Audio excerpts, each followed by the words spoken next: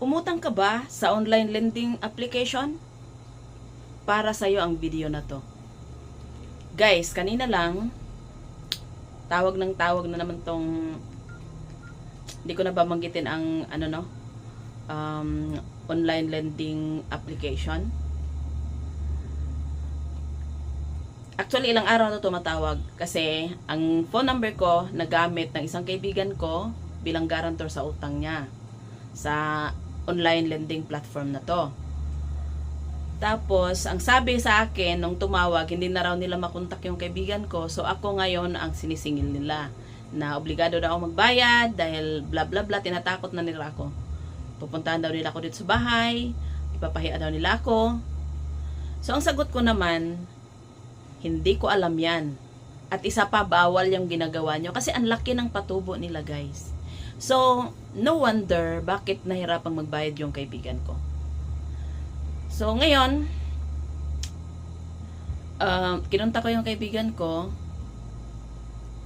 Ang advice ko sa kanya, kung nahirapan siya magbayad, kausapin niya pa rin, magbayad siya ng kapital, tsaka at least 6% na tubo sa isang buwan. At pag tumawag ulit sa kanya at harasin siya or takutin siya, sabihin niya nagbayad na siya, tsaka alam niya yung batas kamo ng interest dito sa Pilipinas. Kaya ganun din ang gawin nyo, guys. Just in case na nagkautang kayo at nahirapan kayo magbayad sa online lending platform, kasi alam naman natin sila, no? Mga loan shark tong mga to eh. At hindi to papayag ng maliit lang na tubo. So pag ganon, para hindi kayo ma-stress, bayaran nyo yung kapital. O kung wala pa kayong pambayad, makipag-usap kayo. Kahit ano pa yung pananakot nila, makipag-usap kayo, sabihin nyo na magbabayad naman kayo.